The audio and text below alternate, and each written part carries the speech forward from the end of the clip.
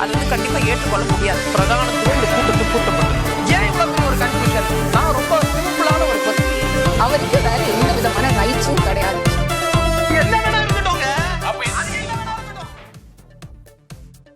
வணக்கம். நேர்பட பேச நிகழ்ச்சிக்கு வரவேற்கிறோம். தாவேகாவுடைய செயற்குழு கூட்டம் இன்று நடைபெற்றது.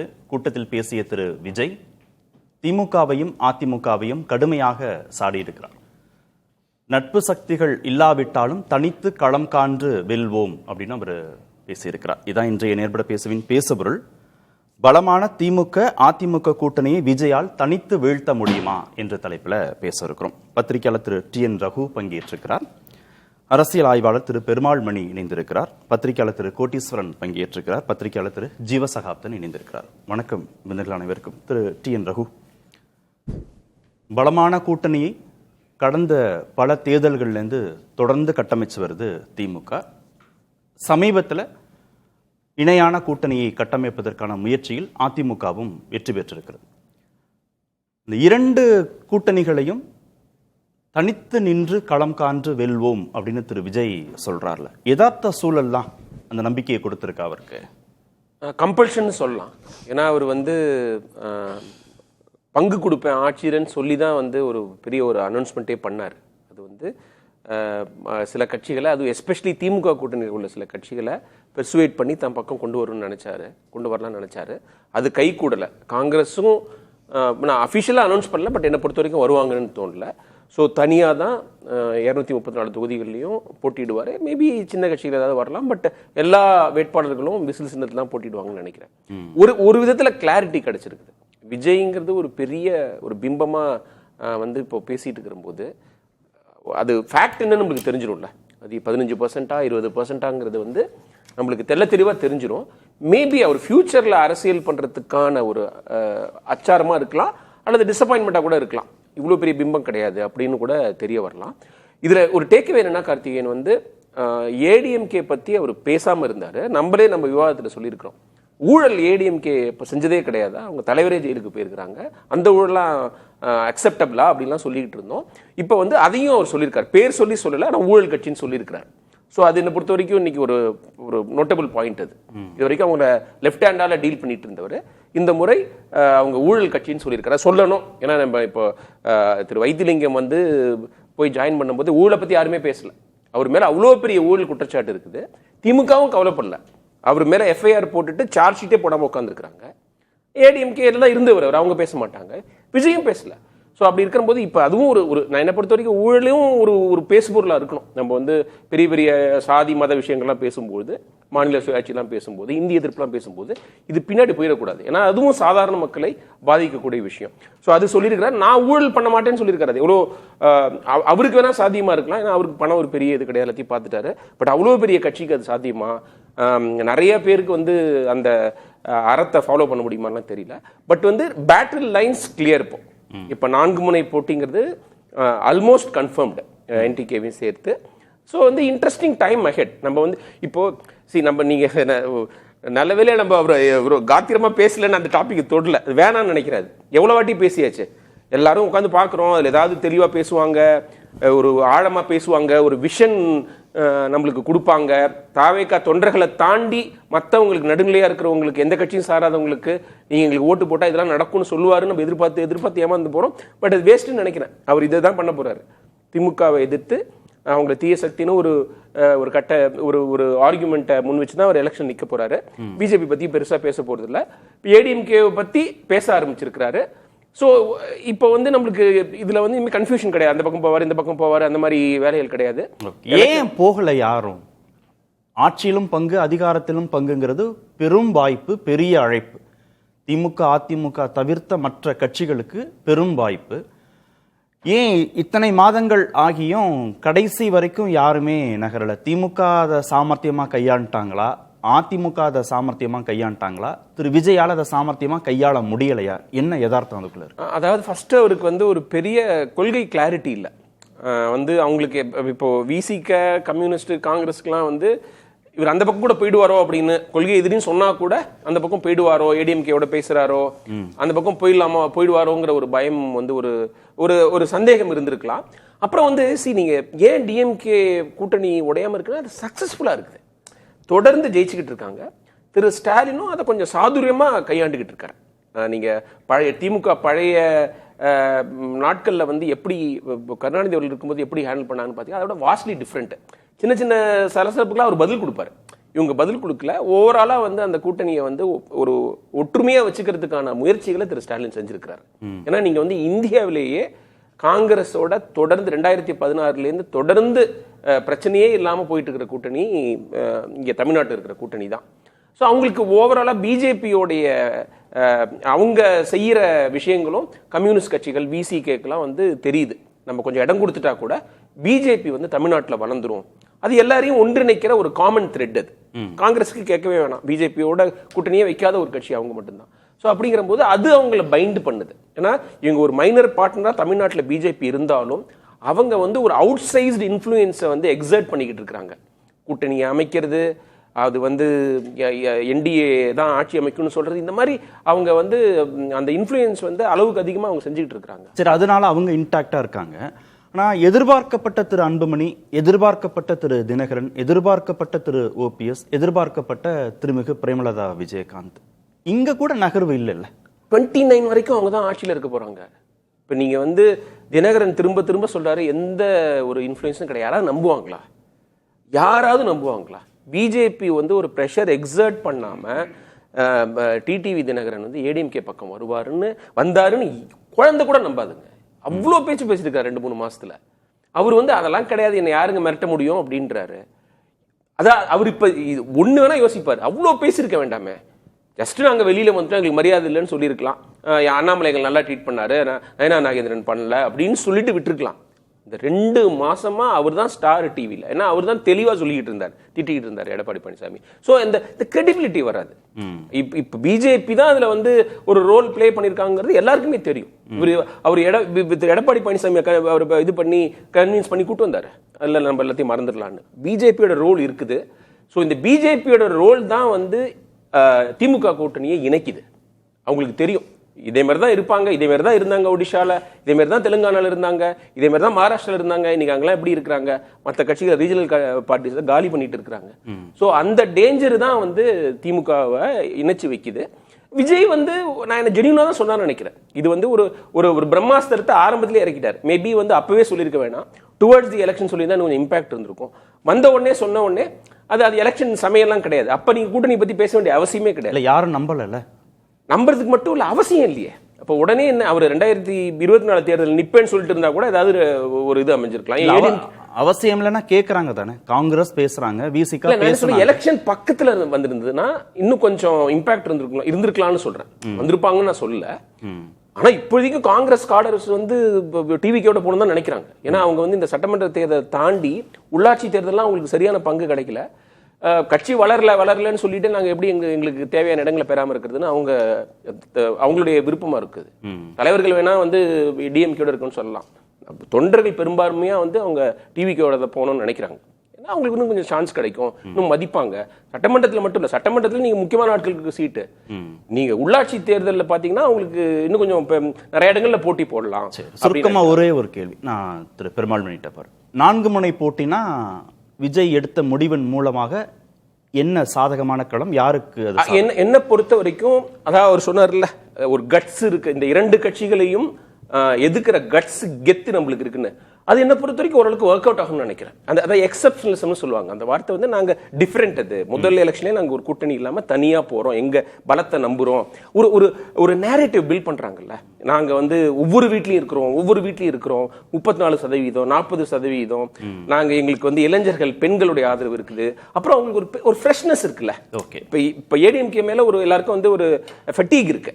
அவங்க இத்தனை வருஷமா இருக்கிறாங்க, பிஜேபிக்கு சொல்றபடி ஆடுறாங்க, என்ன புதுசா செஞ்சிட போறாங்க, கரிஸ்மேட்டிக் லீடர்கள். கரிஸ்மா இருக்குது, நம்மளுக்கு பிடிக்குதோ இல்லையோ அரசியல்ல இந்தியாவில் கரிஸ்மாவுக்கு மிகப்பெரிய ரோல் இருக்குது. அதை விஜய் நம்புறாரு, அதை நம்பிதான் அவர் இறங்கி இருக்கிறாரு. அப்புறம் திமுக எதிர்ப்பு வாக்குகள் உயிர்ப்போட இருக்கு, அதையும் நம்ம அறுவடை பண்ணலாம்னு ஒரு நம்பிக்கையோட அவர் இருக்கிறார். இப்ப இதெல்லாம் திரு கோட்டீஸ்வரன் இதெல்லாம் வச்சு பார்க்கும்போது ஏடிஎம்கேக்கு தான் பெரும் பாதிப்பு.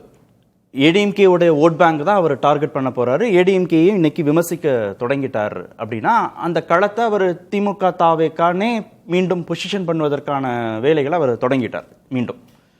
அதுங்க கூட்டணின்ற ஒரு விஷயம் வந்து அமைஞ்சதுன்னா அப்போ நீங்கள் சொல்கிற அந்த நம்ம அந்த பேசுபொருள் அதை எடுக்கலாம். அமையாம தானே 42%ன்றாங்க.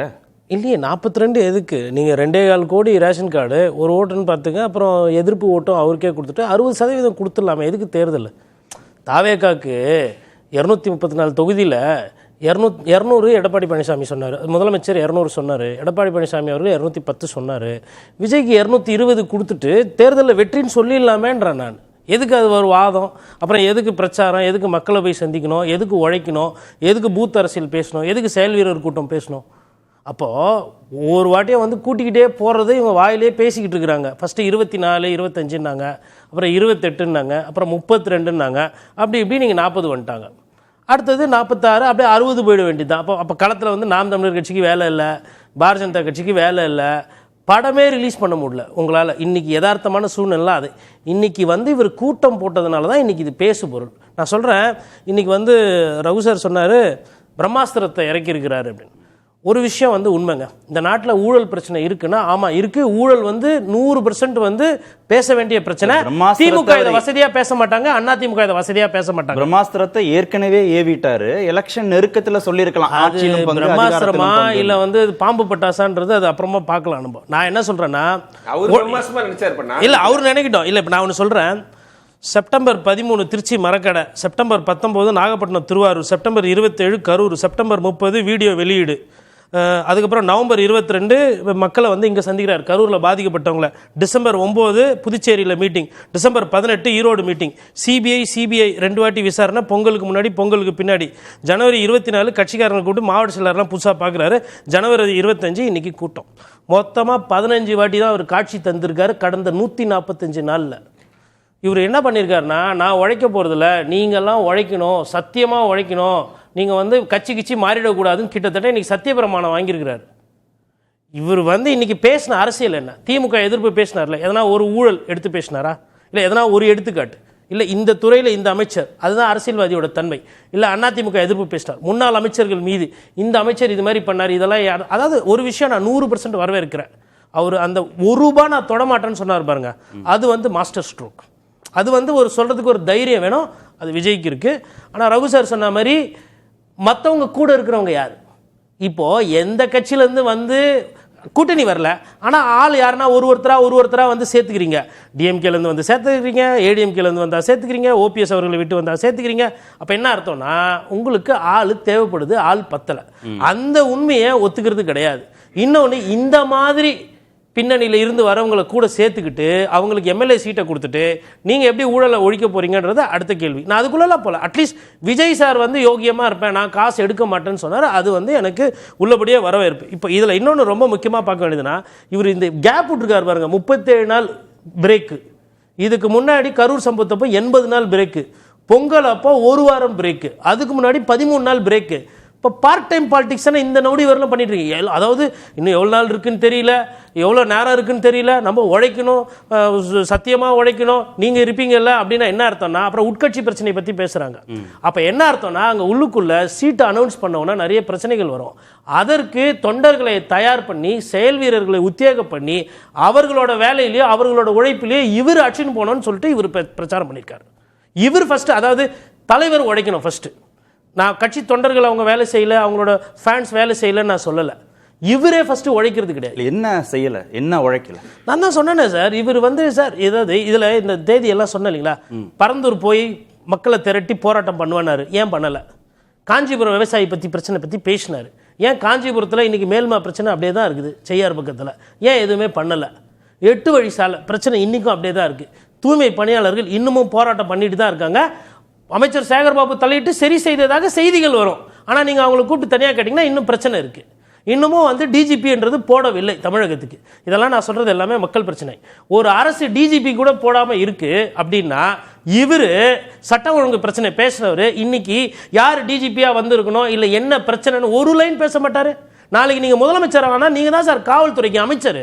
எந்த துறைக்கு என்ன வரும்னே தெரியாமல், அதாவதுங்க அவர் வந்து பேச்சை ஃபர்ஸ்ட் வாட்டி நீங்க பார்க்கும்போது எல்லாருக்குமே பிடிக்கும். இன்னொரு ஏன்னா நான் 3 வாட்டி பார்த்தேன், அதனால சொல்றேன். 2வது வாட்டி பார்க்கும்போது என்ன 3 வாட்டி போட்டிங்கிறத சொல்லி காமிக்கிறாரு. ஆமா, அதாவது 2வது வாட்டி பார்க்கும்போது ஒரு பத்திரிகையாளரா வாட்டி பார்க்கும்போது பிடிச்சிது. ஏன்னா விஜய் சார் எனக்கு பர்சனல் நடிகராக பிடிக்கும், படத்தில் கட்டுற மாதிரி பஞ்சடையில் இருந்து பிடிச்சிது. 2வது பத்திரிகையாளராக பார்க்கும்போது டவுட் வருது. 3வது ஒரு வாக்காளராக பார்க்கும்போது எப்பா எதனா ஒரு 2000 கொடுப்பேன், இல்லை 3000 கொடுப்பேன், எதனா ஒரு திட்டம், எதனா ஒரு விஷயம் சொல்லுவாரு. எப்ப எலெக்ஷன் இருக்கு சார், தொகுதி அவர் போய் பிரச்சாரம் பண்ணுறதுக்கே நாள் இல்லை. நான் அதை தான் சொல்கிறேன், அவர் பார்ட் டைம் பாலிடிக்ஸ் பண்ணிட்டு இருக்காரு. இதில் இன்னொன்று, இன்னைக்கு நல்லபடியாக நல்லா பேசினவர் வந்து புசி ஆனந்த் அவர்கள். ஏன் அவர் ஆனந்த் அவர்கள் நல்லா பேசினார் சொன்னால், ஒரு ஆரவாரம் இல்லை, அவருக்கு வந்த நடைமுறையில் பேசினாரு. அப்போ பிரச்சனை எல்லாம் பண்ணாமல் சண்டை பண்ணி எல்லாம் உழைக்கணும், ஒன்றா இருங்க அப்படின்னு சொல்லிட்டு ஒரு யதார்த்தமான ஒரு பேச்சை பேசினார். எங்க அண்ணா யார் தெரியுமா, அது தெரியுமா, இது தெரியுமா. மலேசியாவில் கூட்டம் பயங்கரமாக வந்ததுன்னு சொல்லிட்டு பேசுறீங்க இல்லையா, மலேசியாவில் நீங்கள் பண்ணது வியாபாரம், இங்கே பேசுறது அரசியல். மலேசியா புகழ எதுக்கு இன்னும் பாடிட்டு இருக்கீங்க, பேசிட்டு இருக்கீங்க? வியாபாரம் காசுக்கு தானே கொடுத்தீங்க. ஒவ்வொருத்தர் வீட்லயும் விஜய் சார் வந்து வந்துட்டார், ஒவ்வொரு ரேஷன் கார்டுலயும். யாரால வந்தாரு? யாரால? மக்களால, விஜயால வந்தாங்கன்ற. இல்ல என்னால வந்தாங்க, என் மேல அபிப்பிராயம் வச்சிருக்காங்க, உங்கள் வீட்டு பிள்ளையாக என்ன பார்க்கறாங்க. உங்கள் வீட்டு பிள்ளைக்கு எதனா ஒரு படத்துக்கு ஃப்ரீயா டிக்கெட் கொடுத்துருப்பீங்களா? குடும்பத்துல ஒருத்தர் தானே.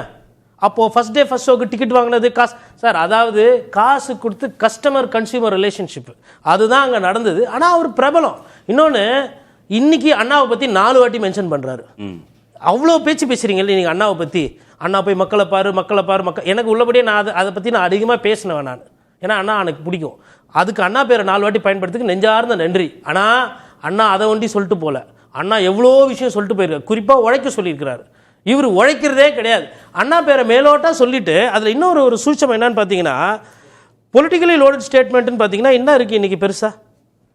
கட்சிக்காரங்கள உத்தியோக பொலிட்டிக்கலி லோடட் ஸ்டேட்மெண்ட் எங்கே இருக்கு சார்? ஸ்டாலின் சார் நீங்கள் ஆட்சி போயிடும் சார், எடப்பாடி பழனிசாமி சார் நீங்கள் இன்னும் ஆகுறீங்க பாருங்க, நீங்க அப்படியே தான் இருக்கணும். ஆமா சார், 2 பேரும் வேண்டாம், திமுகவும் வேண்டாம், அதிமுகவும் வேண்டாம், தாவேகா தான் மாற்று மக்களுக்கு. சார் இன்னைக்கு வந்து அரசியல் தானே பேசுனீங்க, ஏன் அரசியல் பேசினதுல நீங்க ஏன் வந்து பிரதமர் பேரோ அமித்ஷா பேரோ வரல? பிஜேபி ஏன் சொல்லணும்னா பயம். திமுக தான் அங்க ஆட்சி பொறுப்புல இருக்கு, திமுக தான். சரி, முன்னாடி வரையிலும் வந்து அதிமுக சீன்லயே இல்ல, அதிமுக கணக்குலயே இல்ல. இப்ப எதுக்கு அதிமுக பத்தி பேசணும்? இன்னொன்னு, அண்ணாவை பத்தி இப்ப பேசுறீங்கல்ல, ஏன் உங்க கொள்கை தலைவர் போஸ்டர்ல அண்ணாவோட போட்டோ அன்னைக்கு வைக்கல, இன்னைக்கு பேசுறீங்க? அண்ணா அண்ணான்னு இன்னைக்கு பேசுறீங்க, ஏன் அன்னைக்கு வைக்கல? அப்ப அன்னைக்கு அரசியலும் தெரியல, எது கொள்கையினும் புரியல. அப்புறம் இன்னைக்கு வந்து ஒரு கதை சொல்றாரு. அதாவது இது நிறைய பேர் நாம் தமிழர் கட்சியில் அடிக்கடி சொல்லுவாங்க, அவங்க கொள்கை தேர்தல் பற்றி 2 நிமிஷம் பேச சொன்னாங்க. மேபி அதோட இம்பாக்டான்னு தெரியல. இன்னொன்று இதில் ரொம்ப முக்கியமாக நம்ம கூர்ந்து கவனிக்க வேண்டியது என்னன்னா, அவர் அண்டர் எஸ்டிமேட்ன்ற வார்த்தையை சொல்றாரு. சொல்லும்போது கரியரோட உச்சம்ன்றாரு. அண்ணா ஒரு பத்திரிகையாளர், அதுக்கப்புறம் கதையை எழுதுறாரு, அப்புறம் சினிமாவில் பாட்டு அது மாதிரி ஒரு சில விஷயங்கள் பண்ணியிருக்கிறாரு, ஸ்கிரிப்ட், அதுக்கப்புறம் தான் அரசியலுக்கு வர்றாரு. எந்த இடத்துலையுமே நான் உச்சம், நான் பெருசு அப்படின்லாம் அவர் சொன்னதே கிடையாது.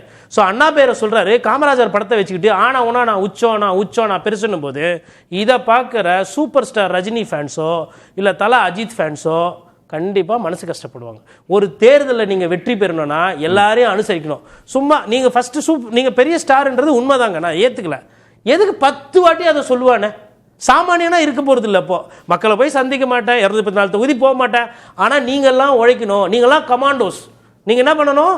கேப்டனா என்னை ஜெயிக்க வச்சு அப்படியே அழகா தூக்கி வச்சிங்கன்னா நான் அப்படியே ஹெலிகாப்டரில் ஃபோர்த் இன்சார்ஜ் போயிடுவேன். எனக்கு டிஜிபி நேம் பற்றி தெரியாது, சட்டமன்ற பிரச்சனை பற்றி புரியாது, கவர்னர் பற்றி ஒரு வார்த்தை எதனா பேசினாரா? இன்னைக்கு பாஜக இவர் தான் எதிர்க்கிறாரா? ஓகே, திரு பெருமாள்மணி, நிர்வாகிகள் உழைக்கணும், கட்சியின் தொண்டர்கள் உழைக்கணும், வெற்றி நான் உழைக்க மாட்டேன் தனக்கு வரணும், அது அவர் ஸ்டேட்மெண்ட். வெற்றி தனக்கு வரணும் அப்படின்னு திரு விஜய் நினைக்கிறார். பார்ட் டைம் பாலிடிக்ஸை பண்றார் அப்படின்னு விமர்சிக்கிறாங்க. திமுகவும் அதிமுகவும் பல ஆண்டுகள் களத்தில் இருக்கக்கூடிய கட்சிகள், ஆட்சி பொறுப்பில் இருந்த கட்சிகள், பலமான கூட்டணி அமைச்சிருக்கிறாங்க. ஒரு கட்சியை கூட கூட்டணியிலிருந்து வெளியே விடவோ இல்லை புதுசாக உள்ள கொண்டு வரவோ வாய்ப்பு இருக்கா அப்படிலாம் வந்து யோசிக்கிறாங்க, அவ்வளவு முயற்சிக்கிறாங்க. ஆனால் தனித்து போட்டி மூலமாக இந்த 2 சாம்ராஜ்யங்களையும் வென்ற முடியும்னு நினைக்கிறாரு. அதானே சார் அவரோட தன்னம்பிக்கைக்கு காரணம். நண்பர் கோட்டீஸ்வரன் சுட்டி காட்டிய எல்லா விஷயங்களையுமே நான் வந்து ஐயா விஜய் அவர்களுடைய தன்னம்பிக்கையினுடைய வெளிப்பாடாக பார்க்குறேன். இப்போ நண்பர் கோட்டீஸ்வரன் வந்து முன்னேற்ற கழகங்களின் அரசியலை ஒரு அளவுகோலாக வச்சு ஐயா விஜய் அவர்களை அளக்கிறார். இப்போ இந்தியா முழுக்க தேசிய கட்சிகள் ஒரு அரசியலை முன்னெடுக்கிறாங்க. தேசிய கட்சிகள் வந்து முன்னேற்ற கழகங்கள் அளவுக்கு இன்டென்சிவான பாலிடிக்ஸ் கிடையாது. இன்னுமே சொல்லப்போனால் ஏனைய மாநிலங்களோட பிராந்திய கட்சிகள் இருக்காங்கல்ல, அவங்களுமே முன்னேற்ற கழகங்கள் அளவுக்கு இன்டென்சிவ் பாலிடிக்ஸ் கிடையாது. இங்கே இருக்கிற அளவுக்கு சுவரெழுத்துக்களை இங்கே எங்கேயுமே பார்க்க முடியாது. இங்கே இருக்கிற அளவுக்கு கட்சி போஸ்டர்களை வேற எந்த மாநிலத்திலையும் பார்க்க முடியாது. இங்கே இருக்கிற அளவுக்கு வாகனங்களில் கட்சி கொடி கட்டிய வாகனங்களை வேற எந்த மாநிலத்திலையும் பார்க்க முடியாது. ஆனால் அப்போ இங்க வந்து ஒரு இன்டென்சிவான ஒரு பாலிடிக்ஸ் ஏறக்குறைய கடந்த ஒரு 50-60 வருடங்களா நடக்குது. அப்போ அப்படி பார்க்கிற பொழுது அவர் அதை ஒரு அளவுகோலா வைத்து முன்னேற்ற கழகங்கள் என்னென்ன பண்ணியிருக்கோம் அப்படிங்கறத ஒரு அளவுகோலா வைத்து ஐயா விஜய் அவர்களை அளக்கிறார். அது தப்பு மாடல் நீங்க வச்சுக்கலாம். ஒன்னு இங்க ஆட்சி பொறுப்புல இருக்கிற திமுக அதிமுக மாடல்னு எடுத்துக்கலாம். ஒன்னு இருக்கு சார். இல்ல தேசிய அளவிலேயோ இல்ல பல மாநிலங்கள்ல ஆட்சி பொறுப்புல இருக்கிற பாஜகவுடைய மாடலையோ எடுத்துக்கலாம். ஆமாங்கய்யா. 2 பேருடைய தேர்தல் வேலைகளுமே கூர்ந்து கவனிக்கப்படுது. ஆமாங்கய்யா. திமுக அதிமுக தேர்தல் வேலையும் கூர்ந்து கவனிக்கப்படுது, பாஜகவுடைய தேர்தல் வேலையும் கூர்ந்து கவனிக்கப்படுது. அப்போ 3 கட்சிகளுமே இங்க இருக்காங்க இல்லையா, தமிழ்நாட்டில் இருக்காங்க. அப்ப இவருக்குன்னு ஏதாவது ஒரு மாடல் வேணும்ல, இவங்க 2 பேரையும் எதிர்கொள்வதற்கு. அதுல என்ன ஸ்ட்ராட்டஜி வகுத்திருக்காருன்னு கேட்கிறாரு. இவங்க முன்னெடுக்காத எந்த ஒரு, இப்போ அவர் குறிப்பிட்டதை போல இவர்கள் செய்கிற எந்த வேலையும் அவர் செய்யறதே இல்லை. அவர் ஒரு கட்சி ஆரம்பித்தார், நேரடியா வந்து நான் ஆரம்பத்திலேருந்தே சொல்லியிருக்கேன், ஒரு தலைவர் சிலைக்கு மாலை போடுவதில் கூட அவர் வித்தியாசமா தான் பண்றாரு. நீங்க ஒரு பெரிய கூட்டத்தை கூட்டி சாலையை மறிச்சு ஒரு 500-600 பேர் வந்து மாவட்ட செயலாளர்கள் எல்லாம் வந்த பிறகு வந்து தலைவர்கள் மாலை போட்டு மரியாதை செலுத்துறது தான் இங்க முறை. ஆனா அவர் என்ன பண்றாரு, வீட்டுல ஒரு போட்டோ வச்சு தலைவர்கள் சிலைக்கு மாலை போடுறாரு. அப்படி அந்த இடத்துல இருந்து கூட்டம் வரும்ல, ஓட்டு கேட்கும் போது கூட்டம் வரும். நீ பதறாத ஜீவா, இரு, உனக்கு அடுத்து ஏன் பதற மாலை போடுவத ஒரு அராஜகமான இல்ல அப்படிலாம் சொல்லல ஜீவா, அப்படிலாம் சொல்றேன். அண்ணா சிலைக்கு பெரியார் சிலைக்கு போறதா மக்களுக்கு டிஸ்டர்பன்ஸ் தான். இல்ல அப்படிலாம் சொல்லல ஜீவா, நீ பதறாத, ஏன் பதற, இரு. அவங்க அப்படி பண்றாங்க, இவங்க அப்படி பண்ணலன்னு சொல்றேன். அராஜகன்ற வார்த்தை என் வாயில இருந்து வரவே இல்லை. அதுல வடிவா தானே மக்கள் அப்படிலாம் இல்ல ஜீவா, நீ பொறுமையா இரு, பதட்டத்தை காட்டாத. இப்ப என்னன்னா அவர் ஒரு இப்ப நண்பர் கோட்டீஸ்வரன் சொன்னதை போல ஈவன் தாவேக ஆதரவாளர்கள் கிட்டயே அந்த அளவுக்கு டேட்டா இருக்காது, நண்பர்கிட்ட அந்த அளவுக்கு டேட்டா இருக்கு, மிக குறைவாக தான் பப்ளிக் அப்பியரன்ஸ் இருக்கு. ஐயா அவர் தெளிவா சொல்றாரு, 2 பேருக்கும் மாற்று, இன்றைக்கு தெளிவா சொல்லிட்டாரு, நான் 2 பேருக்கும் மாற்று அப்படிங்கிற இடத்துல அவர் தன்னை முன்னிறுத்துகிறாருன்னா அது அவரோட ஒவ்வொரு செயல்லையுமே அது எதிரொலிக்கணும். அது எதிரொலிக்கிறதா நான் பாக்குறேன். இன்னைக்கு அவர் ரொம்ப சர்க்காஸ்டிக்கா ஒரு இடம் ரொம்ப அழகா சொன்னார், என்னன்னா யாருக்கு சீட்டு கொடுத்தாலும் நீங்க வேலை பார்க்கணும், அப்பனா சீட்டுக்கு ஒரு பெரிய போட்டி அந்த கட்சிக்குள்ள இருக்கு. அவர் சொல்றாரு யாருக்கு சீட்டு கொடுத்தாலும் நீங்க வேலை பார்க்கணும். எல்லா கட்சிக்குள்ள இருக்குங்க ஐயா, ஆனா இது ஒரு புதிய கட்சி இல்லைங்களா. ஆண்ட கட்சியில சீட்டு கொடுக்கறதுக்கு போட்டி இருக்கிறது வேறங்கய்யா, ஆளுகிற கட்சியில போட்டி இருக்கிறது வேற. ஆனா ஒரு புதிய கட்சியில போட்டி இருக்குன்றத அவர் சொல்றாரு.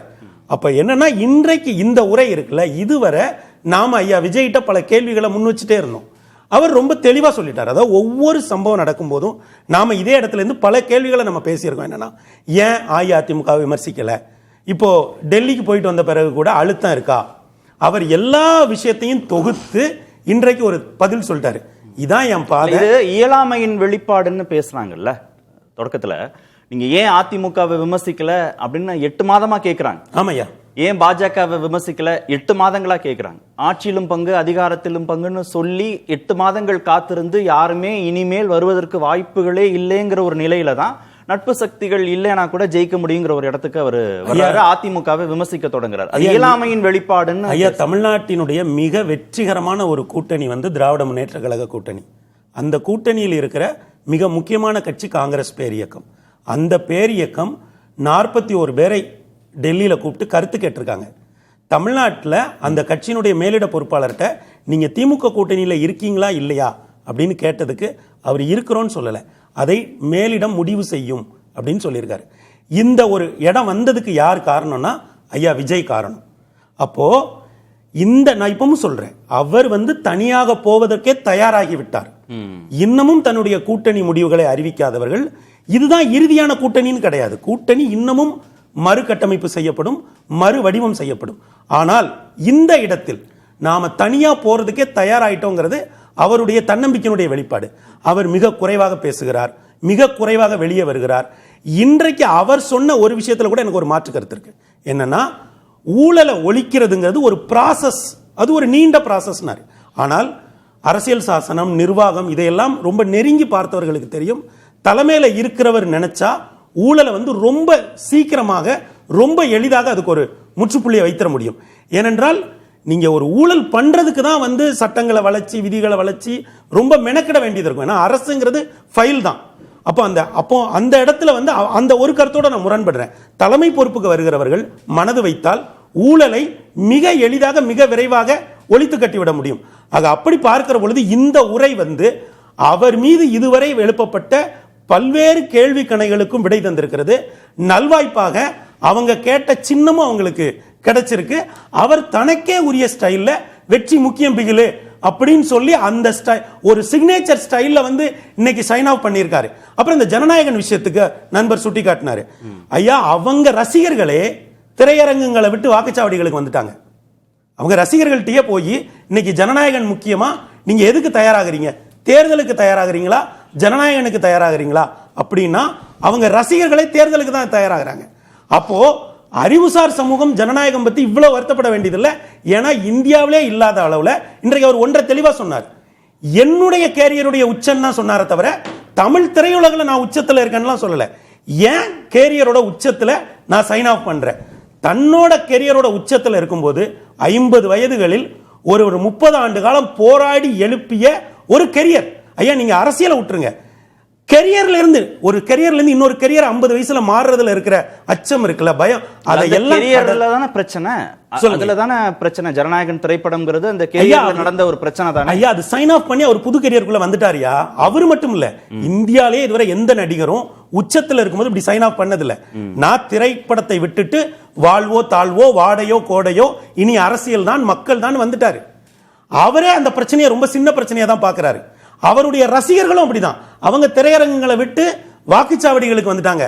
அவங்க ரசிகர்களா இருந்தவங்க இன்னைக்கு தொண்டர்களாகவும் 1 லட்சம் மாவட்ட நிர்வாகிகளாகவும் மாறி கரவேட்டி கட்ட ஆரம்பிச்சிட்டாங்க. ஆக அப்படி பார்க்கிற பொழுது இன்றைக்கு அவர் தன்னுடைய இலக்கை மிக தெளிவாக சொல்லியிருக்கிறார். இப்ப முதல்வர் ஆன பிறகு எந்த திரைப்படங்களுக்கு பிரச்சனை வந்தாலும் பேச மாட்டார். ஏன்னா அந்த துறையை விட்டு நான் சைன் ஆஃப் பண்ணி முதல்வர் ஆயிட்டேன் அப்படின்னு அவர் பேச மாட்டார். சரி, அப்படி புரிஞ்சுக்காதீங்க சார். இன்றைக்கு அவருடைய பிரச்சனைங்கிறது வேற. முதல்வர்ங்கிறது எல்லாரும் முதல்வர்னு வந்துட்டாருன்னு வைங்க. நீங்க முதல்வர்னு குறிப்பிடுறத தாவேகா கேட்டா நிச்சயமா மகிழ்ச்சி அடைவாங்க. அப்படி வருகிற போது அவருடைய ஆளுகைக்கு கீழே இருக்கிற விஷயத்துக்கு வந்து ரெஸ்பாண்ட் பண்ணாம போக முடியாது இல்லைங்களா. அப்ப இந்த பிரச்சனைங்கிறது துறையில இருக்கிற நான் ஒரு முன்னாள் நடிகர்னு கூட வச்சுக்கலாம். ஆமா சார், ஒரு முன்னாள் நடிகர். இப்ப நீங்க ஒரு பத்திரிகையாளர், அரசியல் ஆய்வாளர், ஒரு பத்திரிகையாளர் பாதிக்கப்படும் போது குரல் கொடுப்பீங்களா? குரல் கொடுக்க சார், பர்சனலா கொடுக்கிறது வேற, பப்ளிக்கா கொடுக்கிறது வேற. அவர் ரொம்ப தெளிவா சொல்லிட்டாரு. என்னோட பர்சனல் ஸ்பேஸ விட்டுட்டு பப்ளிக் ஸ்பேஸ்க்குள்ள நான் வந்துட்டேன் அப்படின்னு சொல்லிட்டாரு. ஜீவாட்ட போறீங்க. ஜீவா, நீ சொல்லு. ஜீவா சொல்லுங்க. வீட்டுக்குள்ள எல்லா வீட்டுக்குள்ளேயும் நான் இருக்கேன் அப்படின்னு நம்புறாரு. பெண்கள் படை இருக்கு அப்படின்னு நம்புறாரு. ஒரு பொது சின்னம் விசில் கிடைச்சிருச்சு. இதற்கு மேலேயும் விஜயுடைய அரசியல் குறித்தோ அவருடைய செல்வாக்கு குறித்தோ சந்தேகப்படுற இடத்துல தான் இருக்கீங்களா? இல்லை, அவர் செல்வாக்கு குறித்து சந்தேகப்படுறது மட்டும் இல்லாமல் அவர் குறித்து உருவாக்கப்படுற பிம்பங்களை உடைக்க வேண்டிய தேவை வந்து ஒரு ஜனநாயக சக்திக்கு இருக்கு, பத்திரிகையாளர்களுக்கு இருக்கு அப்படின்னு பார்க்குறேன். பெருமாள்மணி உருவாக்குற பிம்பமா? அப்படி அவர் அந்த வேலையை தான் பண்ணிட்டு இருக்காரு. ஏன்னா அவர் இன்டர்பிரேஷன் ரொம்ப அழகா கொடுக்குறாரு. சரி, அவர் வந்து உண்மையிலே ஒரு வழக்கறிஞராவதுக்கான விஜய்க்கே தெரியாத விஷயங்கள்லாம் சொல்லி அவர் சொன்னதுக்கு இதுதான் அர்த்தம். இதே மாதிரி முன்னேற்ற கழக அரசியலையும் நம்ம பேசியிருக்கோம். அதனால இன்டர்பிரேஷன் பயங்கரமா கொடுக்குறாரு. முதல்ல செங்கோட்டையனை வைத்துட்டு ஊழல் ஒழிப்பு பேசுறாங்களான்னு கேட்கறாங்க. அதற்கே அவங்க பதில் சொல்லணும். விஜயை வச்சுக்கிட்டு ஊழல் ஒழிப்பு பேசுற விஜய் ஃபர்ஸ்ட் ஊழலுக்கு அப்பாற்பட்டவரா? செங்கோட்டையனாவது ஒரு 50 ஆண்டு கால வாழ்க்கையில இருந்து அவர் மீது கரை விழுந்திருக்கிறது, ஊழல் வழக்கு இருந்திருக்கு. அதுக்கு பிறகும் மக்களை சந்திச்சு அவங்களாம் ஜெயிச்சிருக்காங்க. திமுக அதிமுக ரெண்டையும் சேர்த்துதான். இவங்க பொது வாழ்க்கைனாலே என்னன்னு தெரியாது. அரசியலுக்கு வந்ததுக்கு அப்புறமும் அவங்க பொது வாழ்க்கைக்கு வர்றதில்ல. அந்த டீட்டெயில ஃபுல்லா எங்க அண்ணன் கோட்டீஸ்வரன் ரொம்ப அழகா இது பண்ணாரு. மொத்தம் ஒரு நாள் போனா 45 நாள் லீவு, 45 நாள் கழிச்சு 90 நாள் லீவு. இது ஆனா செங்கோட்டையன் அப்படி கிடையாது. ஆனா செங்கோட்டையனை ஊழல்வாதி என்று சொல்வதற்கு கூட விஜய் ஆதரிக்கிற யாருக்கும் தகுதி கிடையாது. இல்ல, வருஷம் முழுவதும் தேர்வுக்கு தயாராகி வெற்றி பெறக்கூடிய மாணவர்கள் இருக்காங்க. செமஸ்டர் மட்டும் படிச்சு நல்ல மதிப்பெண்கள் வாங்க. இதுக்கு முன்னாடி ஒரு ஸ்டேட் ஃபர்ஸ்ட் எதுனா எடுத்தாரா? இல்ல, எக்ஸாமுக்கு முதல் நாள் மட்டும் ப்ரிப்பேர் பண்ணி படிக்கிற மாணவர்கள் இருக்காங்க. மாணவர்கள் பலவிதம், அரசியல்வாதிகள் பலவிதம். அதுல இவர் எந்த கேட்டகரியா இருக்கலாம்? அரசியல்வாதிகள் ஒரே விதமா தாங்க இருக்கணும். மக்களை பத்தி சிந்திப்பவர்கள் தாங்க அரசியல்வாதிகள். 24 நேரம் அரசியலை பத்தி யோசிக்கிறவங்க தான் அரசியல்வாதியா இருக்க முடியும். அப்படித்தான் அரசியல்வாதிகளை பார்த்துருக்கும். அது கலைஞரா இருக்கட்டும், நல்ல கண்ணா இருக்கட்டும், எம்ஜிஆரா இருக்கட்டும், எல்லாருமே அப்படிதான். அண்ணாவா இருக்கட்டும். நான் அரசியலுக்கு லீவ் விடுவேன், கேப் விடுவேன், பெர்மிஷன் கேட்பேன், சிஎல் போட்டிருக்கேன்னு சொல்றவங்களாம் அரசியலை பற்றி பேசுவதற்கு கூட தகுதி இல்லாதவர்கள். ஆனா இதை வந்து ஒரு தகுதியாகவும், இது ஒரு ஸ்டைலாகவும், இது ஒரு ட்ரெண்டாகவும் ஜென்சி கிட்ஸ்ன்னு இவங்கெல்லாம் அப்படி உருவாக்க முயற்சிறாங்க. ஆனா இது ரொம்ப ரொம்ப ஆபத்தான அரசியல், வலதுசாரி அரசியலை விட ஆபத்தான அரசியல். அதனால இப்போ முதல்ல இவர் ஊழலுக்கு அப்பாற்பட்டவரா? ஊழல்னா என்னது? இவங்க என்ன நினைச்சிட்டு இருக்காங்க? டிராபிக் போலீஸ் 50 ரூபா கூட வாங்குறது, அந்த துப்புரவு பணியாளருக்கு வந்து பொங்கல் காசு ஒரு 50 ரூபா கூட வாங்குறது, அந்த மார்ச் வரியில் அந்த தோழர் ஒரு பீர் பாட்டில சேர்த்து வாங்குறது, இதையெல்லாம் வந்து ஊழல், நடுத்தர மக்களுக்கு ஒரு இடைஞ்சலா இருக்குங்கிற மாதிரி இந்த சங்கர் மணிரத்னம் உருவாக்கின பிம்பம். இந்த அது மாதிரி பிம்பங்களை வச்சுக்கிட்டு தான் அந்த விஜய் போன்றவர்கள் அந்த ஊரை ஏமாத்திக்கிட்டு இருக்காங்க. என்ன இவருக்கு என்ன ஊழல்? பிளாக் டிக்கெட், சினிமா டிக்கெட், லஞ்சம் இல்ல. ஒரு மட்டும் சொல்லிடுறேன், ஜீவா குறிப்பிட்டதெல்லாம் லஞ்சம். ஊழல் வடிவம் தான். இன்றைக்கு விஜய் குறிப்பிட்டது ஊழல். ஊழல் வேற, லஞ்சம் வேற. நீங்க கன்ஃபியூஸ் பண்ணாதீங்க. உழைப்புக்கு அதிகமாக கிடைப்பது, உழைப்புக்கு தகுதியானது கிடைக்காம இருப்பதே ஊழல் தான். ஊழல்ங்கிற வடிவம்ங்கிறது அதுதான். இவங்க ஏதோ ஒரு நேர்மையின் வடிவமா இருக்கிற மாதிரி சினிமா தியேட்டருக்குள்ள நடக்கிற அரசியல் இருந்து சினிமா இண்டஸ்ட்ரியில நடக்கிற கருப்பு பண அரசியல் வரையும் எல்லாருக்கும் தெரியும். முழு பொறுப்பையும் திரு விஜய் எடுத்துக்க முடியுமா? முழு பொறுப்பை எடுக்க முடியும். அவர் எதுக்கு முழு பொறுப்பு? அவருக்கான பொறுப்பை அவர் எடுத்துக்க மாட்டேங்கிறாருங்க. அவரை போய் ஹோல்ங்கிறீங்க. அவர் ஒரு பொறுப்பை அவர் எடுத்துக்கிறது கிடையாது. முதல்ல இவரே வரி கட்டலைன்னு இவரே இப்ப பணம்லாம் கட்டியிருக்காரு, ஃபைன்லாம் கட்டியிருக்காரு.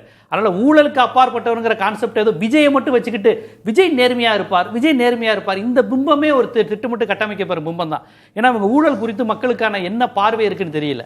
கார்ப்பரேட் எதிர்ப்பு பேசியிருக்காரா? கார்ப்பரேட் கிரிமினல்ங்கிறாரு. கார்ப்பரேட்டு தான் இன்னைக்கு ஊழலை வந்து அதிகாரப்பூர்வமா ஒரு சட்டப்பூர்வமா இன்னைக்கு ஏற்படுத்தி வச்சிருக்காங்க கார்ப்பரேட். அந்த கார்ப்பரேட்டுகளை எதிர்த்து இவர் பேசுவாரா? கார்ப்பரேட்டுங்கிற சிஸ்டத்தை எதிர்த்து பேசுவாரா? சர்க்கார் படத்துல அரசியல்வாதிகளை வில்லனா காமிச்சிட்டு நான் ஒரு கார்ப்பரேட் கிரிமினல், உங்க பிராண்டை உடைக்கிறதா என் ஸ்டைலுங்கிறாரு. இன்னைக்கு மக்களுக்கு எதிரியே கார்ப்பரேட் தான், கார்ப்பரேட் கான்செப்ட் தான். இப்படி எவ்வளவோ விஷயங்கள் நாட்டில் பொதுத்துறையெல்லாம் தனியார் துறை போய்கிட்டு இருக்கு. இந்த அரசியல் குறித்து எந்த புரிதலும் இல்லாத விஜய் அவர்கள் வந்து ஊழலுக்கு அப்பாற்பட்டவருங்கிற ஒரு பிம்பத்தை கட்டமைப்பதை நான் மறுக்கிறேன். அது மட்டும் இல்லை, இப்போ இன்னைக்கு அவர் தனித்து நிற்க போகிறது வந்து ஒரு துணிச்சல்ங்கிறாங்க. என்ன துணிச்சல்? விடுதலை சிறுத்தைகளை உடைத்து வர முயற்சி பண்ணீங்க, காங்கிரஸை கூட்டி வர இந்த ஸ்டில் முயற்சி போயிட்டு இருக்குன்னு பெருமாள்மணி சார் நான் முடிஞ்சிச்சுன்னு நினைச்சேன். நான் சொல்லலங்க, காங்கிரஸ் மேலிட பொறுப்பாளர் சொல்றாரு. இந்த முயற்சி பண்ணிக்கிட்டு இருக்காங்க பிரவீன் சக்கரவர்த்தி, பெருமாள்மணி சார் போன்றவர்கள் இன்னும் அந்த முயற்சியில் கடுமையாக வாழ்த்துக்கள். என் உயரத்தை இவ்வளவு உயர்த்துறது அந்த முயற்சியில் அவங்க ஈடுபட்டு இருக்காங்க. அடுத்ததாக இல்ல ரெண்டு பேரும் சேர்ந்து பண்றீங்களா? இல்ல ஜீவா எனக்கு இவ்வளவு பெரிய உயரத்தை கொடுக்கிறது பிரவீன் சக்கரவர்த்தியோட சேர்ந்து பண்றீங்களா? அவரோட வெயிட் தமிழ் விஜயே ரெண்டு கட்சியில் இல்லாம தனித்து போறோங்கிற மாதிரி தான் நீங்க பேசிட்டாரு. ஆனா அவர் இன்னும் காங்கிரஸ் நாங்க விட மாட்டோங்கிற மாதிரி அவர் சக்திகள் வராவிட்டாலும் வந்தாலும் வராவிட்டாலும்னா அது இன்னும் எதிர்காலம் அதுக்கு இருக்கட்டும், அவங்க இருக்கட்டும். சோ இவர் தனித்து நிக்க போறேங்கிறத எல்லாத்தையும் ட்ரை பண்ணிட்டு தான் இது பண்றாரு. இவர் ஒன்றும் முயற்சி பண்ணாம அப்படி தனித்து நிக்க போறேன் என் பலத்தை நம்பிலாம் இல்ல. கூடிய மட்டும் விடுதலை சிறுத்தைகளை உடைக்க ட்ரை பண்ணாங்க, காங்கிரஸை கூட்டி வர ட்ரை பண்ணாங்க, பாஜக கழட்டி விட்டுட்டு ஏடிஎம்கே விஜய் மாதிரி கொண்டு போலாமாங்கிற மாதிரியும் கட்டமைப்புகள் இதே வாதங்கள்ல நடந்திருக்கு. இல்ல பிஜேபியோடய போயிருவாராங்கிற மாதிரிலாம் பேசப்பட்டது. அப்படிலாம் பேசும்போது கட்சிக்காரங்க யாருமே பிரஸ் சந்திச்சு இப்பெல்லாம் பேசாதீங்க, நாங்க தனிச்சு தாங்க நிக்க போறோம்லாம் சொல்றதே கிடையாது. எங்க வேற வழி இல்லாம தான் எங்க உயர்ந்திருக்காங்க. அவர் இப்ப இவர் 42% விஜய் அவங்க தரப்புல பேசுறாங்க, எங்களுக்கு அவ்வளவு சதவீதம் இருக்குன்ற. இப்ப நீங்க எங்க கூட்டணியா உயர்ந்திருக்கீங்களா? அதிமுகவும் இல்ல மாற்றுங்கிற இடத்துல அவர் முன்வைக்கிற இடத்துல இல்ல எங்களை தான் மக்கள் மீண்டும் விரும்புறாங்கன்ற கழகங்கள் இருக்காங்க. விஜய் கட்சியை பொறுத்தவரையும் அரசியல் மாற்றா கொள்கை மாற்றா ரெண்டு ஆல்டர்னேட்டிவ் அவங்கள்ட்ட கிடையாது. அரசியல் கட்சிகளுக்கு இந்த கட்சிகளுக்கு நாங்கள் மாற்றுன்னு சொல்லக்கூடிய அளவுக்கும் அவங்கள்ட்ட செயல் திட்டங்கள் கிடையாது. ஐடியாலஜிக்கலா கொள்கையாகவும் அவங்க என்ன மாதிரியான அரசியல் கொள்கையை முன் வச்சிருக்காங்க, மக்கள் பிரச்சனைகள் எதுக்கு போராடி இருக்காங்க, எந்த தத்துவத்தை முன் வச்சிருக்காங்க, இடதுசாரி வலதுசாரி எதுவுமே கிடையாது. இது என்ன இந்த திருக்குறளா சின்ன வயசு 5 சொன்னா போதாதான் தலைவா? அதெல்லாம் மோடி வந்து திருக்குறள் சொல்றாருங்க, அதுக்கான மோடி வந்து தமிழ் உணர்வாளர். ரகு, ஆட்சி மாற்றத்திற்குன்னு ஒரே மாதிரியான பேட்டர்ன் தமிழ்நாட்டில் இதுவரைக்குமான எலெக்ஷன்ஸ்ல எதுலையுமே இல்லை. ஒரு தலைவர் வந்து படுகொலை செய்யப்படுவது ஆட்சி மாற்றத்திற்கு வழிகோலி இருக்கும், இன்னொரு தேர்தலில் ஊழல் வழிகோலி இருக்கும், இன்னொரு தேர்தலில் கூட்டணி வழிகோலி இருக்கும், இன்னொரு தேர்தலில் 10 ஆண்டு கால ஆட்சின்னு ஒரு பேட்டர்ன் இருந்ததே கிடையாது.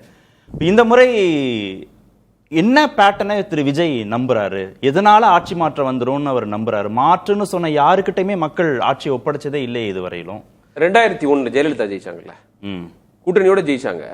ஆனால் நீங்கள் நினச்சி பாருங்க, 91 to 96 நடந்த ஆட்சிக்கு அப்புறம் 98 மக்கள் மன்னிச்சிட்டாங்க.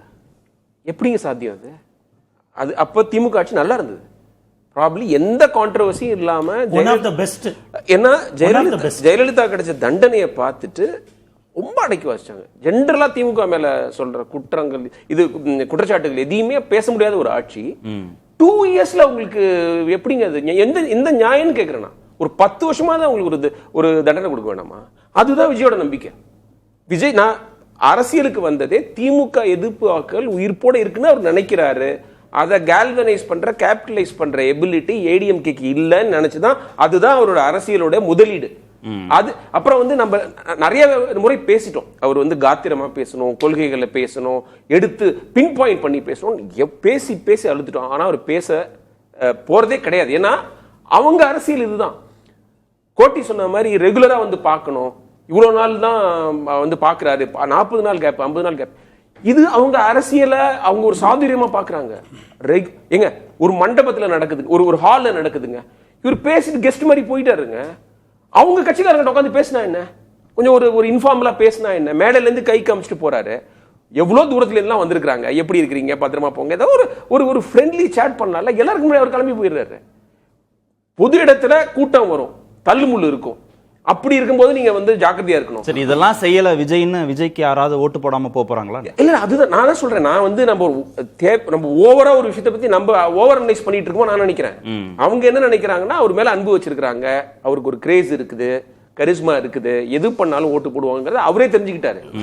அதனால இப்படி பண்ணா போதும், இந்த மாதிரி நீங்க வந்து டெப்தாலாம் போக வேண்டியது இல்ல. நீங்க திமுக எதுக்குறேன், நான் மாற்றத்தை கொண்டு வரேன், ஒரு ஃப்ரெஷ்னஸ் இருக்குல்ல, ஒரு பேகேஜ் கிடையாது இல்ல. இப்ப அந்த கட்சிக்காரங்கள் மேல ஆட்சியில இருந்து ஊழல் பண்ணாங்க அப்படிலாம் சொல்ல முடியாது. அப்புறம் சில பேர் அவங்கள வந்து அந்த ரசிகர்கள் கூட்டத்தெல்லாம் என்னமோ ஒரு நாகரிகமே இல்லாத ஒரு கற்கால கூட்டம் அப்படிலாம் சொல்றாங்க. நான் ஒன்னு சொல்றேன், மதுரை மாநாட்டுல சாம் டேனியல் ஒருத்தர் பாடிட்டே வந்தான், ஒரு பையன். அது எல்லாமே வந்து ஒரு பேசு பொருளாச்சு. இப்படி பண்றாங்களே அப்படி. நான் என்ன கேட்கிறேன், பெரியார் பேரை சொல்லிட்டு மண்ணையும் மலையும் உடைச்சு வைக்கிறான்ல, அவனோட பெட்டர். அவன் என்ன குத்தம் பண்ணிட்டான் அந்த பையன், ஏதோ பாடி டான்ஸ் ஆடிட்டே வந்தான். அது என்னமோ பெரிய கிரைம் மாதிரி பேசுறாங்க. ராதாபுரத்துல மட்டும் 20 குவாரி இருக்குது, சொல்லத்துக்கு பர்மிஷனுக்கு மேல வந்து அவ்வளவு சுரண்டிட்டு போயிருக்கீங்க, கேரளாவுக்கு அவ்வளவு போகுது. அது பெரிய நான் பெரியாரோட ஃபாலோவர்னு சொல்லிக்கிட்டு இதெல்லாம் பண்ணலாமா? அந்த கேள்விலாம் கேட்பாங்கல்ல. அதாவது நாங்க கொள்கை மட்டும் தான் பேசுவோம், கொள்கை தான் எங்களுக்கு உறுதின்னு சொல்லிட்டு அவங்க எவ்வளவு விஷயங்கள் இது மாதிரி தவறுகள் நடந்திருக்கு. ஜீவா ஏற்கனவே பேசியிருக்கார், அரசியல் மயப்படுத்தப்படாத தொண்டர்கள் அப்படின்னு நீங்க பேச. அது நான் என்ன சொல்றேன்னா, ஒரு காட்டாற்று வெள்ள மாதிரி இருக்காங்க. அவங்கள நல்வழி அரசியல் படுத்த வேண்டிய விஜயோட கடமை. நான் என்ன சொல்றேன், but they have not committed any கிரைம்ன்றேன். இந்த மாதிரி லவுடா இருக்கிறது, அதாவது அரசியல் படுத்தப்படாம இருக்கிறது கிரைம் இல்லைங்கிறாரு. ஆனா அது ஒரு கிரைம் தான், இன்னசென்ஸே ஒரு கிரைம் தான். எனக்கு எதையுமே தெரிந்து கொள்ள மாட்டேன் அப்படிங்கிறதும் சமூகத்தை பின்னோக்கி தான் சொல்லும். அம்பேத்கரே ரொம்ப ஒரே ஒரு பாயிண்ட் மட்டும் சொல்லிடுறேன். அதாவது இது மட்டும் சொல்லிடுறேன். 67ல வந்து பெரியார் வந்து திமுக பார்த்து சொன்னது, எந்த திட்டமும் இல்லாத ஊதாரி கூட்டம்னு. எப்போ அண்ணா இருக்கிற போது பழசுதான் இல்ல சொன்னது பெரியார் சொல்லியிருக்கிறார். பெரியார் திமுக திட்டினது புக்கில் இருக்குங்க. அது ஒன்றும் பெரிய புதுசு கிடையாது. புதுசா நம்ம சொல்ல வேணாம். அது அவர் 53ல இருந்து 67 வரையும் காமராஜர் தான் ஆதரிச்சாரு, பச்சை தமிழர்னு சொன்னார். அது அந்த ஹிஸ்டரி பேசினா அது வேற. நான் அதை யாருங்க மறுக்க போறதில்ல. இந்த பாட்டு பாடிக்கிட்டு இருந்த பையனையும் கல்குவாரி மண்குவாரி கொள்ளையடிக்கிறவங்க கருவிச்சு, இவனை விட இவன் நல்லவன் தானே அப்படின்னு கேட்குறாங்க. அந்த கல்குவாரி பண்றது, இந்த மண்குவாரி கொள்ளையடிக்கிறதுலாம் ஒன்றும் பெரியாரிய சிந்தனையாளர்கள்லாம் கிடையாது. அதிகார பலத்தில் பவர் பாலிடிக்ஸில் இருக்கிற யாராக இருந்தாலும் எல்லா மாநிலத்திலையும் எல்லா கட்சியை சேர்ந்தவனும் பண்ணுறான். அவனை யாரும் கொண்டாடுறதில்ல. அவனுக்காக எந்த பெரியாரி அமைப்பும் இடதுசாரி அமைப்பும் நம்ம கொள்கையை சேர்ந்தவர் திராவிட இயக்க பாரம்பரிய சேர்ந்தவர் சொல்றதில்லை. இந்த ஆணவ கொலை பண்றவங்க இந்த மாதிரி கொள்ளையடிக்கணும் நல்லா கவனிச்சு பார்த்தீங்கன்னா, இந்த விஜய் ரசிகர் மாதிரி தான் 19 வயசுல இருந்திருப்பாங்க. இந்த விஜய் ரசிகர் மாதிரி சினிமா நடிகர்களுக்கு விசில் அடிச்சுக்கிட்டு ஒன்று சாதி சங்கம் இல்லாட்டி ரசிகர் மன்றம், இது ரெண்டுல தான் இருந்திருப்பான். இல்லைன்னா அவன் வந்து ஒரு படிப்பு வட்டத்திலேயோ வாசகர் வட்டத்திலேயோ அவன் இருந்திருப்பான். அப்படி இருக்கிறவன் இந்த மாதிரி போயிருக்க மாட்டான். அதனால இங்க அரசியல் படுத்தப்படாத, இன்னும் பெரியார் அம்பேத்கர் சிந்தனைகள் இல்லாத, அதுக்கு எதிராக சிந்திக்கிற ஒரு கூட்டம் செய்யற எல்லாத்தையும் இது பெரியார் மனு தானே, இந்த சாதி வரி பார்க்கறான், இந்த பெரியார் மனு தானே, கள்ள கொள்ளையடிக்கிறான், மண்ணை கொள்ளையடிக்கிறான்னு சேர்த்து பேசுவதுங்கிறது சரியான விஷயம் ஆகாது. இன்னைக்கு இந்த விஜய்க்கு இந்த ஆடினால இந்த பையனை நீங்க இன்னசென்ட்னு பார்க்காதீங்க. இவன் என்னவா வருவான், இவனுக்கு என்ன அரசியல் படுத்தப்படுது? ஒரு பொது வெளியில ஒரு மூத்த பத்திரிகையாளரை ஒரு அவமானப்படுத்துறது தப்புன்னு அவனுக்கு தெரியாது, அவன் இன்னசென்ட்னு சொன்னீங்கன்னா, அப்ப இந்த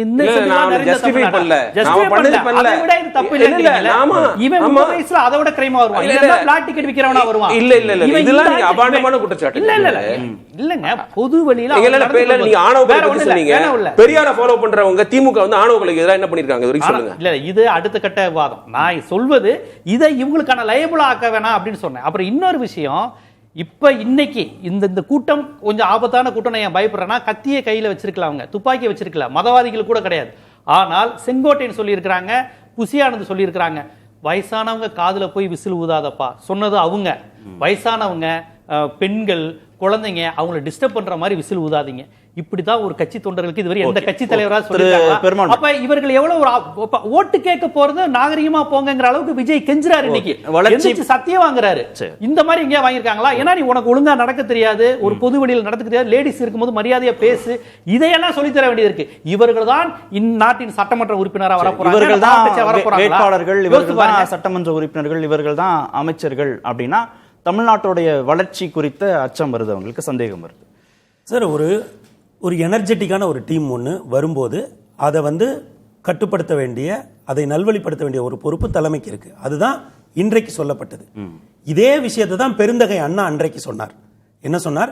கடமை, கண்ணியம், கட்டுப்பாடு அப்படின்னு சொன்னார். இன்றைக்கு இவங்க சொல்றாங்கல்ல, பெரியாரை நாங்கள் கொள்கை தலைவராக ஏற்றுக்கொண்டோம், கடவுள் மறுப்பு தவிர்த்த பெரியாரை. ஆனா அதை ஐயா பெருந்தகை அண்ணா எப்படி சொன்னார்? நாங்கள் பிள்ளையாரையும் உடைக்க மாட்டோம், தேங்காவையும் உடைக்க மாட்டோம், ஒன்றே தேவன் ஒருவனே குலர். அண்ணாங்கிறது ஒரு பெரிய ஸ்கேலுங்க. அவர் தேர்ந்தெடுத்த வார்த்தைகளால் தமிழ் மக்களோடு உரையாடினார். இன்றைக்கு அதை இவங்க எளிமைப்படுத்தி சொல்றாங்க. நான் சொல்றேன், இன்றைக்கு ஜீவா குறிப்பிடுகிற தற்குறி கூட்டம் தான் 2024 தேர்தல் வரை திமுகவிற்கு, அஇஅதிமுகவிற்கு, பாஜகவிற்கு வாக்களித்தது. அன்றைக்கு அவர்களுக்கு வாக்களித்த போது அவர்கள் தற்குறி கூட்டமாக இல்லையா? இன்றைக்கு தாவேகா மேடைக்குள்ள வந்த உடனே அவங்க தற்குறி கூட்டமாகவும் அரசியல் மயப்படுத்தப்படாதவர்களாகவும் மாறிவிட்டார்களா? 60 ஆண்டு காலம் இந்த மண்ணை ஆண்ட பெரியாரினுடைய பெயரை சொன்ன இயக்கங்கள் இப்படி ஒரு பெரிய கூட்டத்தை அரசியல் மயப்படுத்தப்படாமல் ஆண்டவங்க தானே பொறுப்பு. திராவிட கட்சிகளை 2020 சரியில்லைன்னா இதை நீ தானே சரி செஞ்சு. ஆமாங்க, நீங்க தானே ஆண்டீங்க. ஒரே ஒரு கேள்விக்கு மட்டும் இதை யார் ஆண்டது? நான் என்ன சொல்றேன், ஒண்ணு இல்லங்க, நான் இதை மட்டும் சொல்லிடுறேன். ஏங்க, ஜனநாயகத்துல ஒருத்தனை பார்த்து தற்குறின்னு சொல்றது ஒரு எலைட்டிவாதம். 2024 வரை உங்களுக்கு தானே அந்த வார்த்தையை பயன்படுத்தல. நீங்க 90 அரசியல் மயப்படுத்தப்படலைன்னாரு. யார் அரசியல் மயப்படுத்த? அது வேற, நீங்க பயன்படுத்தின வார்த்தை வேற. தமிழ்நாட்டுல எல்லாரும் அரசியல் மயப்படுத்த இல்ல, நம்ம இடைவேளைக்கு போவோம். இல்ல, 90% வாக்கு வங்கி திமுக, அதிமுக, திரு சீமான் உள்ளிட்ட கட்சிகள்கிட்ட தானே இப்போ வரைக்கும் டெஸ்டடா இருக்கு. மீதி 10% தான் இப்ப வெளியில இருக்கு. இவர் எவ்வளவு வாங்க போறாருங்கிறது தெரியல. இப்போ 90% விரும்பாமையே அந்த 3 பேர்கிட்ட இருந்திருப்பாங்க, இது வரைக்கும் இருக்காங்க. இல்ல சார், அரசியல் மயப்படுத்தப்படல அப்படின்னு நண்பர் ஜீவா சொன்ன ஒரு விஷயத்துக்கு நான் சொல்றேன், இது ஒரு எனர்ஜெட்டிக் கூட்டம் சார். ஒரு புதிய தலைவரை பார்க்கிற பொழுது இந்த எனர்ஜி ஐயா அண்ணா, பெருந்தகை அண்ணா வந்த போதும் வந்தது, ஐயா எம்ஜிஆர் எழுந்த பொழுது இதே எழுந்த கூட்டம் வந்தது. அப்புறம் அண்ணா இதுக்கு கடமை கண்ணியம்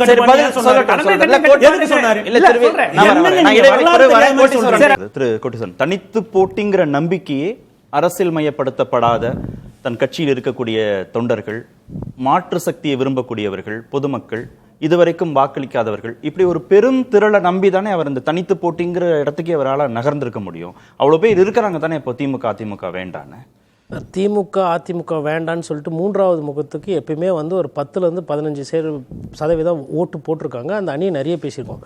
இப்போ இன்றைக்கி இவர் அதிமுக பற்றி பேசுகிறாரு. இப்போது எதிர்த்துன்னும் போது அந்தந்த கட்சியோட வாக்கு விகிதாச்சாரத்தை எப்படி விடுவோம்? இப்போ ஏடிஎம்கேல அவங்க ட்வீட் போட ஆரம்பிச்சிட்டாங்க. என்ன சொல்கிறாங்கன்னா, பண்ணையாரை கொஞ்சம் பார்த்து பேசுங்க, கை கட்டி நின்னீங்களே படத்துக்காக, அந்த உள்ள என்ன நடந்ததுலாம் நாங்கள் சொல்லட்டுமா? தைரியத்தை பற்றி நீங்கள் சொல்லாதீங்க. அதே மாதிரி இன்னொன்று, ஃபர்ஸ்ட் டே ஃபர்ஸ்ட் ஷோ கிட்டத்தட்ட ஒரு 15-18 வருஷமாக இவரோட படம் ஹிட்டு. கட்சி எது வேணா இருக்கட்டும், பிளாக்ல டிக்கெட்டு விற்றாங்களா இல்லையா, பணம் பண்ணிங்களா இல்லையா, அப்போ அது ஊழல் கிடையாதா? மக்கள், அதாவது சட்டம் போட்டு தாசில்தார் வாங்குறது, அது அமைச்சருக்கு போகிறது, 10 ரூபாய் டாஸ்மாக்கு செந்தில் பாலாஜி வாங்கி கொடுக்கறது, இல்லை இதுக்கு முன்னாடி அதிமுக ஆட்சியில் இருந்தது, அதுதான் ஊழலா? நீங்கள் பண்ணது ஊழல் இல்லையா?